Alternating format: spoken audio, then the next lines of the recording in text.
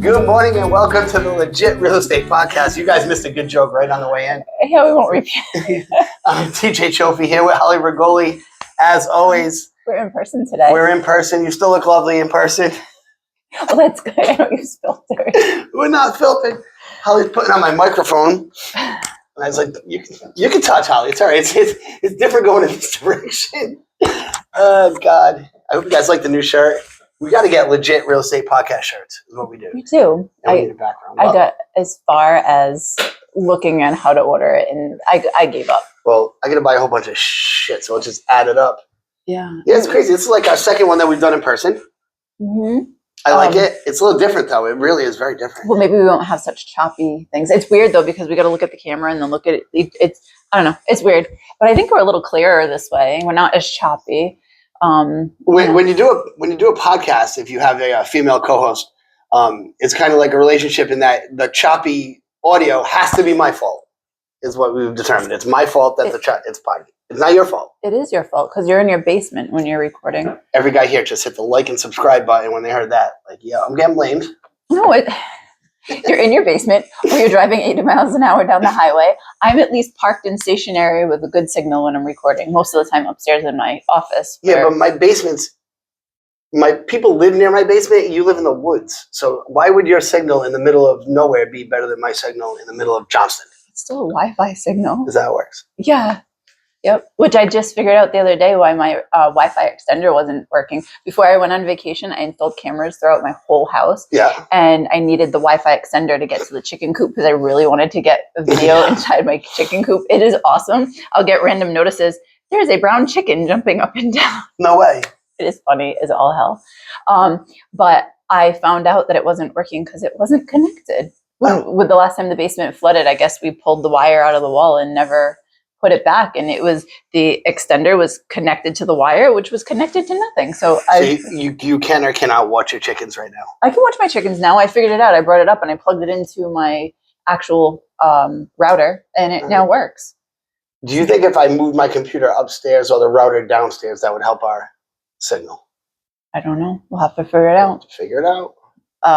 Yeah, we'll figure that out. But in the meantime, I have something I want to talk about today. Go for it. Real estate related. So I went to a showing yesterday. Mm-hmm. The agent, so showing time is something big that we use here for scheduling showings. Right. And this is in Connecticut. So most of the time the agents are not there and stuff. So I get a phone call because for some reason my text was not working for it, but it says, be aware that there's 3 French bulldogs on the property. Mm-hmm. And don't stick your fingers near the black one. I think was what the warning was. Okay. Or, no, I don't think the warning that had that warning. There was 3 French bulldogs that will be on the property when you get there. Now, I do not like going into a property, showing a property with dogs because you don't know how they're going to react. Dogs. I don't even like cats because your cat gets out. That's on me now. Mm-hmm. You put the burden on me when you got a cat that wants to run out the door. Mm-hmm. Like, I don't want that. Okay, but the dog. I've showed up to other properties before and there's a dog there, and knowing how my dog is with other people, I'm like, I don't want to just walk in. My dog will bite people if they come into my house that don't know them. But in my opinion, dogs should be locked up or removed from a house when you're showing a property, right. Especially if the real estate agent is not going to be there. The listing agent is not there. So I get a call from the listing agent. And he's like, I just want to make sure you saw my message. There's going to be 3 French bulldogs there when you walk in. He's like, don't stick your fingers near the black one. He will nip at your fingers. Oh, okay. So it was a good thing my clients were not with me on this. Mm-hmm. They're in another state, so I was doing a video walkthrough. So okay. I go to walk into the house, and immediately they all start barking at me, and I'm like, okay, are they going to eat me? Like, no, they're little, but they're still going to hurt if they bite my ankles, like, or whatnot. And there was not a moment the 3 of them followed me around. One of them just kept barking, the black one. And he just kept barking and barking and barking. And I kept thinking, I'm like, and he'd stand here. I'd go to walk like over here and he'd stand here. So I'd walk the other way. And then I'd try to lock him in rooms. Like I'd shut the door, but it was an old Victorian house. So you had 2 sets of stairs. You had one in the front of the house and then one in the back of the house. So just go around? Yeah. So I locked him out of one side and he ran around the other side. And at one point I was like, can I just lock him out on the porch? And I tried to, but I didn't want to like squish him in the door. Oh my God, was he ruthless? Here's the thing. Even if you had clients, especially if you had clients, how is that a good showing experience for your client It's not. With dogs barking like you can't hear yourself think when dogs bark. All I'm thinking is he gonna grab onto my leg and not let go? And so I'm walking around and I'm distracted, right? So I'm trying to video. Normally, like I will take a nice slow video of a room, and like I'm trying to do all that stuff. In the same time, I'm like, I hope he doesn't bite me. I hope he doesn't bite me. And the whole time, So in your audio that you're sending a client, it's just barking in the background. Barking, and I'm talking to the dog. I'm like, please don't bite me. Please leave me alone. Let me see if I can lock you in this room. And so I told my clients when I sent them the video, I'm like, please don't mind the barking. Like this dog just would not stop. That's poor. Yeah. So I did tell the agent when I left. I said, you know what? I'm like, I thought he was going to bite me the whole time. So it was kind of uneasy. So yeah, I thought the same thing. And I'm like, then be here, buddy. Or have your clients take him out of here. Yeah. Or so there is a little backyard, like a little side yard that's fenced in. Why couldn't they have just stuck all 3 dogs in that side yard and locked them out? Because the roommate, I saw the roommate as I was leaving. She was pulling out. I was pulling in. So I was like, and she was taking another dog with her. So like, I guess there's one that I guess they said couldn't be in the house when other people were there. But I'm like, can't you? She was like, I'm just going to drive around until you're done, and then I'll. Well, it's going to be 2 minutes because your dogs are going to make it so miserable. I mean, I was there for about a half hour. Does the house stink? No, it was in great shape. Great shape, but it was so nerve wracking. Now, what if I had a little kid with, like, a family with a little kid, and that is such a liability. It is. When you have dogs or any pets, right? You need to crate them or you need to remove them from the property. It is not safe for the dogs or for the people. Like I have people that are so afraid of dogs, chickens, cats, like whatever, and they will not go near them. So what if I were to show up and I have a client with a fear of dogs, and like I can't pick up the dog and like move them, and I was trying to be gentle, like plus it's not yours, right? So you can't like yell at them, right? Yeah. You can't. So if you have a dog where they warned me, they said don't put your fingers near him, he will nip. That scares you. That beats even worse. Mm-hmm. So I was like, that is not okay. So when I have a listing, if I've got somebody that has a dog, I'm like, you need to remove the dog or you need to crate the dog. And if that makes it a little more inconvenient for some buyers, then that's just what it's going to be, because I'm not coming here. I'm not moving your dog. Mm-mm. I had one guy, he had a golden retriever, a harmless dog, and I know the dog and I knew the guy, and he was like, yeah, we need a show. And he's like, oh, just come grab Champ and take him outside. No, I'm not touching Champ. Champ doesn't know me like that. Right. They know their owner. My dog would never bite me, my son, my daughter, my husband, a couple of our family members. Anyone else? I don't trust her. I went to my father's. He had a dumpster. Actually, I was cutting through the neighborhood, and I saw my father at a dumpster. So I'm like, Dad, I had to get rid of my signs from our old brokerage. And he had a dumpster. I was like, this is a great opportunity. I said, I'm going to your house to clean up the car. He's like, all right. He's like, don't go in.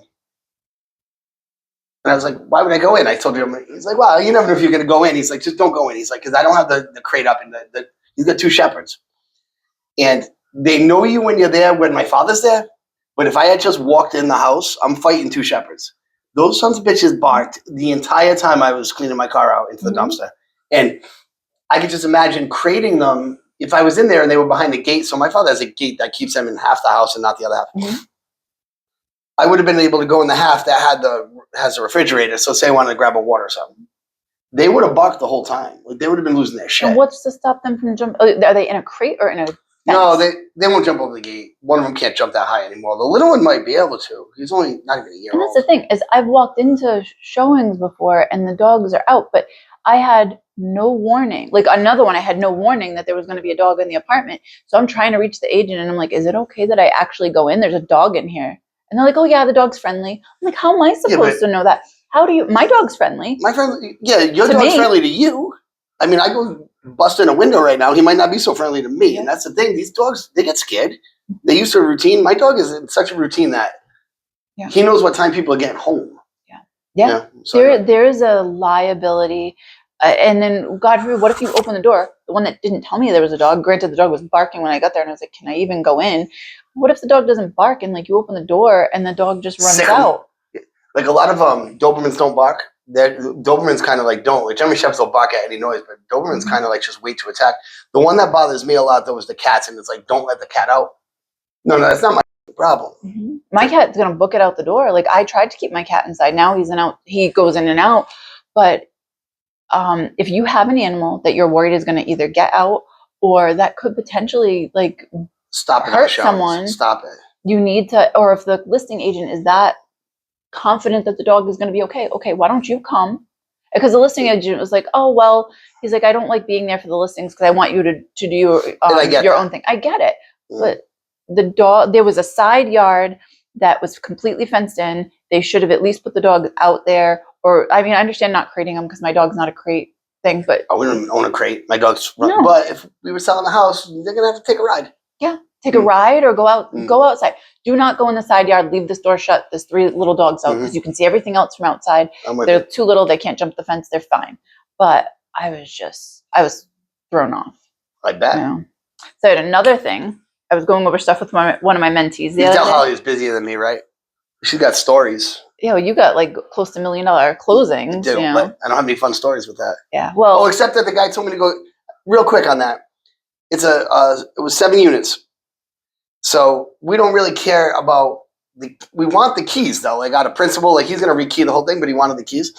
The guy's like, the keys are at my office. His office is north of Boston. And he wanted me to come take a ride there. That's an hour and change.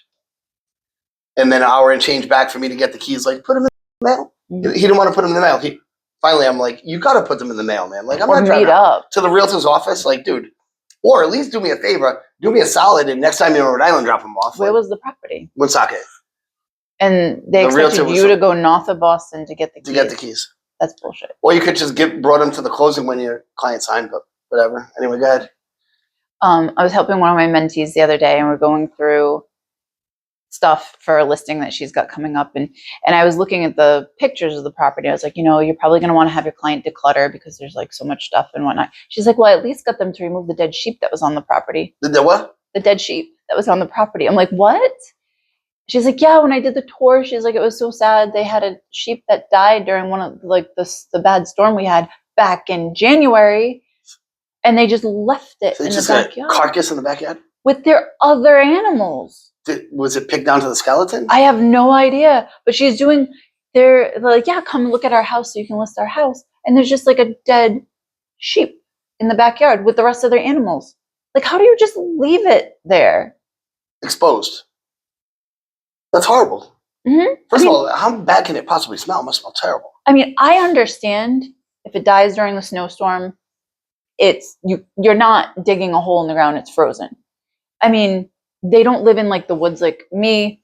We get dead things, we throw them in the woods, it's gone because the coyotes will eat it, right? They live in a neighborhood. But I mean, at least, okay, you got snow, bury it under the snow in a back corner away from your animals or something. And then as soon as the ground is not frozen, bury it or put it in a trash bag and go throw it in a dumpster or something. Something, yeah. You can't leave, and especially if it's cold. Okay, it's cold. You can't dig a hole. Once the frost is gone, the smell will come. Like, and then you're going to start attracting things that you don't really want. Yeah, I'm like, how do you just leave it there? It's May. This was last week. It's May, January, February, March, April, May. 4 months. Did you see the property? Just the pictures. I wonder if they could visually see it when they look out the window, or if it was like out of sight. You go and take care of your animals every day. Oh, it's amongst the animals. They had other like sheep and goats, I think. That's weird. Yeah. And I was just like, I can't.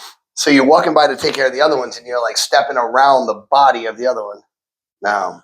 That's just a little ridiculous. It brought me back to the memories of our first episode where we were talking about the horses buried on the property. But at least they were buried. Yeah. Well, so now I'm wondering, she's like, he said he buried it. Now, do we have to tell people that there's a goat buried somewhere, a sheep buried somewhere on the property? I don't think so. I mean, I buried my cat on my property. I guess if it's, don't dig up under this. If you're building a pool, I would avoid that back corner of the fence. Yeah. I mean, I don't know. I just thought that was a bizarre thing. I just wouldn't want to look at it. I would feel terrible. But I wouldn't want to attract the bugs. I'm sure it smelled at some point. We had a couple of 80-degree days. Mm-hmm. I just can't imagine leaving my chickens smell bad enough, then they're not. When they're living. Yeah. But when your chickens die, you just eat them, right? No. Can you eat them when they're alive? Can I eat them while they're alive? Did you just ask me if I can eat my chickens? They got the chicken farm. They have the chickens. They kill them and eat them, right? When I go to Buffoni's? Yes. I grew up hunting. I can do that. I can't kill something that I've raised. like, and eat it. We have had some die, and when they've died, we don't know what's caused them to die. So we don't want to take the chance of eating them. And then we had the ones that died from the weasel. And basically I just went out and put them all behind our pond, and something else took them and did whatever they do to the rest of it. Well, they eat it is what they do. Yes, They rip it apart to shreds. Yes, but we did not deal with that. But okay. but I thought that was kind of gross. And I mean, yeah. And then going on that, preparing for a listing, right? Yeah. So this particular, I never actually told my clients like remove any dead things. Like that's not part of my regular listing presentation. That's true. Usually it's like clear up some counter space. Let's show a little bit of the counter space. Yeah. But do you have any dead animals buried in the backyard? Is not on my regular questions. No. I mean, if they were big giant horses, that would be one thing. But I was thinking a sheep, depending on the size, could be kind of pretty big. Right? So I mean, I might want to warn someone about that. Like a cat, my cat was like little, you know? Yeah. They're popular right now. Yeah, my mom and my brother are trying to get a hold of me, I guess. Why do you have your brother in your phone as an uncle? Funny story. Somehow. This is the benefits of doing this in person. I get to see the fun shit. Oh my God. Somehow, I had my son's email on my phone. Okay. Right. So when I put my son's email on my phone, it somehow uploaded all of his contacts. So my brother's name comes through as Uncle Jake instead of Jake. That's awesome. And our kids, I don't know if your kids do this. Do your kids have cell phones? Absolutely not. My kids both have cell phones, and they don't name their friends or family members their actual names. So my mom and my brother's phone, or my son's phone is Mommy with Experience. My husband's name is Kidney Bean. So if my husband calls me, it comes up as Kidney Bean on my phone. Nice. Because his stuff merged. He calls one of his friends Austin, basketball guy. His sister of basketball guy. Some of the names are completely. So, how's your phone? Horrible. Is yours like full name? Are you a full name person? I do. Is my phone in your phone my last name, or is it just TJ? No, it's TJ Trophy. It is. Yeah. So I've been doing this too. I've been putting first name, last name, occupation when it's anybody in our business, because it's like this guy, appraiser, this guy, lender. I do that because otherwise you're just nobody to me if I don't know. Like, well, the other thing I do is anytime I'm calling someone about a property or someone calls me about one of my properties, I will put, like, for instance, somebody comes to one of my listings, agent from, like, has buyers interested in X property. It's how I label them. So if I forget who. But then do you delete them afterwards? Mm-mm. Do you delete any text messages? Mm-mm. Going back to forever? No. That's awesome. Me neither. No. So I have sometimes a realtor or a client. This happens the best with the clients. Someone maybe I met at an open house and that texted me. I had a kid on my basketball team. He gave me the phone number, and I'm like, I put his number in as a contact, and I'm like, your mother looked at an apartment 9 years ago. And it's like, that's awesome. But when it's realtors and you can sometimes remind them of another property, or if it's a person, you can remind them of the last time you talked, or when they call you and you answer and you're like, hey, Mr. Smith, sometimes that can go a long way. Yeah. As opposed to, like, because they'll always be like, do you remember me? Oh, absolutely. When I answer the phone, it's like, hey, Tony, you know I remember you. And I've had people saved in my phone because I save people from how I know them a lot of times. And I've had instances recently where I'm like, oh, I talked to you at some point about something. I have you saved in my phone. It's bizarre. And the other thing I have that's happening now, I have a White Pages account because when I was focusing more on trying to get flips and stuff, my husband has been a delivery driver, whether, like, he delivers propane now, but he was delivering pizza and stuff like that too. And he'd drive by a house, it's vacant. We look up the stuff. I have a White Pages account. I find out their information. I reach them. Well, now all of a sudden White Pages is sending me stuff that all these background reports are updated for these people. And I'm like, I never asked for background reports on these people, but I'm getting all these things where, I mean, I'm sure if I click on it, I'll probably have to pay for it. Right, but if you have an option, that's kind of creepy. Yeah. Well, talk about creepy. Okay. So yesterday, my husband was at someone's house delivering propane. Okay. And they're talking. The guy's super nice. He's like, oh, yeah, this is the guy that went snowshoeing over here and was telling us about these really good snowshoes. And he's like, well, he's building a house across the street for his son.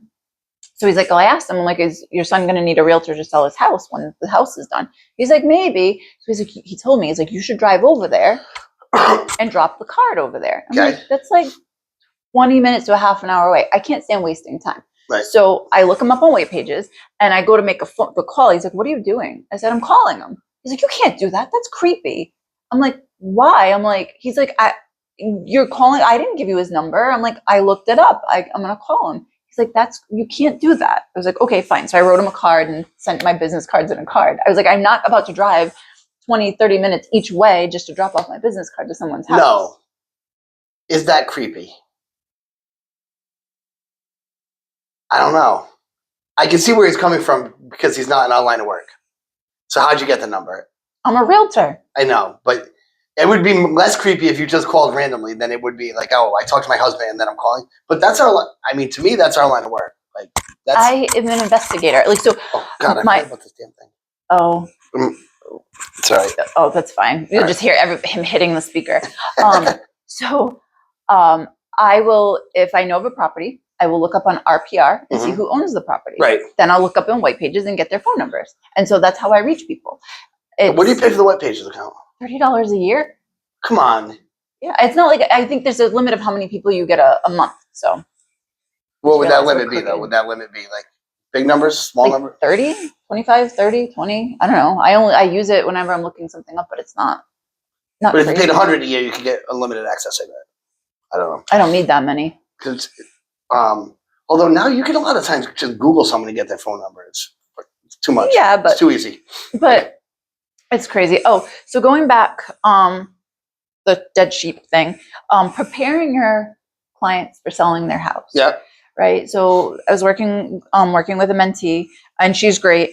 When she sent me the pictures, I was looking at it, I was like, I noticed that there was a lot of stuff that should have been decluttered. And she's like, well, they're kind of like resistant to doing that and stuff like that. To what extent do you have your clients like fix up their like declutter? So my number one rule is we're not spending one more dollar after you talk to me. Like, well, I'm not making you spend any money. You're not painting. You're not doing bathrooms. You're not going to throw good money after bed. The decluttering, I have a way to almost like, I'm pretty much telling them they're costing themselves thousands. Because you are. Like, people want to come in. If it's got to look, you want it to look, a certain way. I don't really get a lot of hoarder houses.